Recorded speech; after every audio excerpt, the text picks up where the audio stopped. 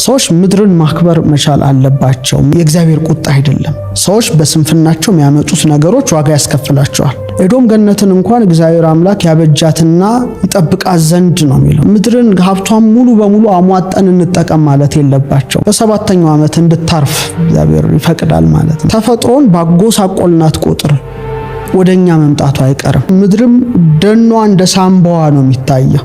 መሬት እንዳይንሸራተት ዛፍ መትከል አለበት።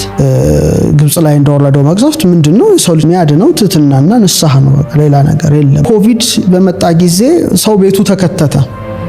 የመሬት ስነ ምህዳር ተስተካከለ። ሰው እንደዚህ አይነት ሲመጣ በምን እንከላከል የሚለው የሰው ሐሳብ ነው።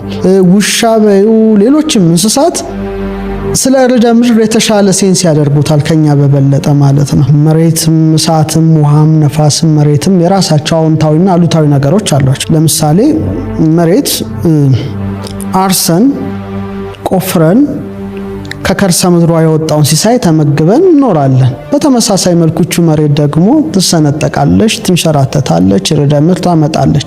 አንጻራዊ ነው ማለት ነው። እሳት ጥሩ ነው፣ እንሞቀዋለን፣ ምግባችን እናበስልበታለን። በተመሳሳይ መልኩ ደግሞ በአንጻሩ ሰደድ እሳት ሆኖ አካባቢ ያቃጥላል። ነፋስ እጽዋቱን ያናፍሳል፣ እኛንም አየር እናገኝበታለን። ደግሞ በአንጻሩ ደግሞ አውሎ ነፋስ ሆኖ ሲያጠፋ እንመለከታለን ማለት ነው። ውሃም ጠጥተን እንረካለን፣ እንታጠብበታለን። በአንጻሩ ደግሞ ጎርፍ ይሆንና ደግሞ ተጥለቅልቆ ያጠፋል። ስለዚህ አራቱ ነገሮች አሉታዊና አዎንታዊ ነገሮች አሏቸው ማለት እንችላለን። ሶስት ምልከታዎች አሉ በዚህ ዙሪያ አጠቃላይ እንዳጠቃላይ ዓለም ከተፈጠረ ጀምሮ ያለ ክስተቶች ይኖራሉና ሶስት ነገሮችን ብናይ፣ አንደኛው ተፈጥሮ በጣም የከበረ ነገር ነው። ለምሳሌ በመጀመሪያ እግዚአብሔር ሰማይና ምድርን ፈጠረ ይላል። ሰማይ ዙፋኔ ነው፣ ምድር የእግሬ መረገጫ ናት ይላልና ሰዎች ምድርን ማክበር መቻል አለባቸው። ምድር በእኛ እንደ እናት ነው የምትታየው። በጣም ሰፊ ሀተታ ነው። ሰው እናቱን እንደሚንከባከብ ምድርን በተመሳሳይ መልኩ መንከባከብ ይገባዋል። ኤዶም ገነትን እንኳን እግዚአብሔር አምላክ ያበጃትና ይጠብቃት ዘንድ ነው የሚለው። ማበጀትና መጠበቅ የሰው ልጅ ድርሻ ነው። ካላበጀ ካልጠበቀ ደግሞ አንጻራዊ ውጤቱን ያገኘዋል። ተፈጥሮን በሰጠሻት መልክ ነው የምትሰጥሽ።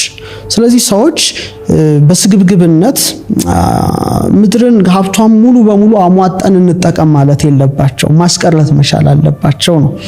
ስለዚህ አንዳንዴ ሰው ሰራሽ የሆኑ ምክንያቶች ይህን ጉዳይ ሊያመጡ ይችላሉ።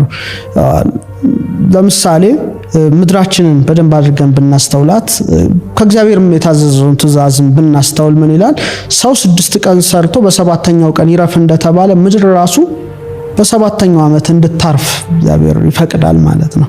እረፍት ያስፈልጋታል ነው። ምድሪቱ ራሱ እረፍት ያስፈልጋታል። ስለዚህ ሰዎች በጣም ስግብግብ ሆነው ዛፎቿን ደኖቿን እየጨፈጨፉ ውሃዋን እየመረዙ እንትን ቢሉ መልሶ ጉዳቱ ላያቸው ላይ ነው የሚመጣው ነው። ለምሳሌ ኒኩለር ሰው ልተኩሶ አንድ ሀገር ቢል መርዙን ራሱ መልሶ ያመጣዋል ነው።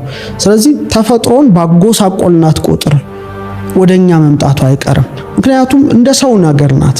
ባህሪዋ ጠባይዋ ሲፈጥራት እግዚአብሔር በሴት አምሳል አንቺ ትባላለች። ሰው ለምሳሌ እኔም አንቺም ሁሉም የሰው ልጅ 70% ምንድነው? ውሃ ነው። መሬትም በተመሳሳይ መልኩ 70% ውሃ ነው ማለት ነው። እኛ ሳምባ አለን አይደለ? ኦክሲጅንን ተቀብለን ካርቦን ዳይኦክሳይድን ያወጣል ሳምባችን። በተመሳሳይ መልኩ ምድርም ደኗ እንደ ሳምባዋ ነው የሚታየው። አይሽ ኦክሲጅንን አውጥቶ ካርቦን ዳይኦክሳይድን ወስዶ በአንጻሩ ማለት በፎቶሲንተሲስ ሂደትና ደኖቿን ጨፈጨፍሽ ማለት መተንፈሻዋን አሳጣሻት ማለት ነው። ልክ እንደ ስኪን ደግሞ አፈር አላት። እኛ ቆዳችን ለምሳሌ የምናየው ውስጣችን ያለውን የደም ስርን ጠብቋል አይደለ? አሁን ቆዳችን ቢላጥ ውስጣችን ነው የሚታየው፣ ደማችን ነው የሚፈሰውና እግዚአብሔር ከላይ ይሄን ሁሉ መከለያ አድርጎልናል። ሴላችን ይጠብቃል ከብዙ ጉዳት። አፈርን በተመሳሳይ መልኩ የዛፍ ስሮችን ልክ እንደ እነሱን ይጠብቃል ማለት ነው።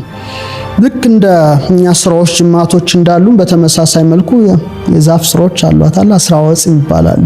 ለምሳሌ እስከላችን ናችን ቦናችን እንዳለ ሁሉ ድንጋዮች አሏት የሚያጠነክራት። እኛ ልባችን እንደሚመታ ሳይንቲፊካሊ የተጠና ሪሰርች ቢት አላት ማለት ነው። ስለዚህ እቺን ነገር መንከባከብና መጠበቅ የሰው ልጅ ድርሻው ነው።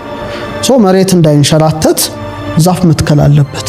ካለበለዚያ ተንሸራቶ ራሱን ያጠፋል። ስለዚህ ሰዎች ተፈጥሮ ባጎሳቆሉ ቁጥር በሰው ሰራሽ መንገድም ሊሆን ይችላል፣ በሌላም መንገድ ሊሆን ይችላል። ባጎሳቆሉ ቁጥር መሬት ራሷ ዋጋቸውን ትከፍላቸዋለች። እዚህ ላይ የእግዚአብሔር ቁጣ አይደለም። ሰዎች በስንፍናቸው የሚያመጡት ነገሮች ዋጋ ያስከፍላቸዋል፣ በራሳቸው ጊዜ ማለት ነው። ጊዜውን ያልጠበቀ መሰረተ ልማት በጣም አደገኛ ከሆነ መሬትን ሊሰነጥቀው ሊያንሸራትተው ይችላል። ይሄ አንደኛው ነው።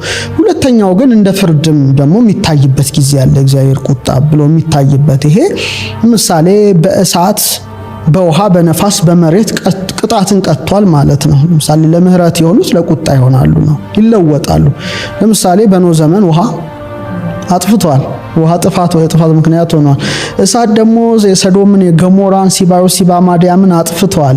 በነፋስ እንደገና 8 የቁጣ ነፋሳት ወጥተው አጥፍተዋል። በመሬት ደግሞ መሬት ተከፍቶ ያወጣቸዋልና ይሄ እንግዲህ አይነት ከላይ ከባለቤቱ በህብረት ለበደል ነው በደል ከመጣ ግብጽ ላይ እንደወረደው መቅሰፍት ምንድነው? የሰው ልጅ የሚያድነው ትህትናና ንስሐ ነው። በቃ ሌላ ነገር የለም። መውደቅ፣ መንበርከክ፣ አምላኩን መማጸን ነው።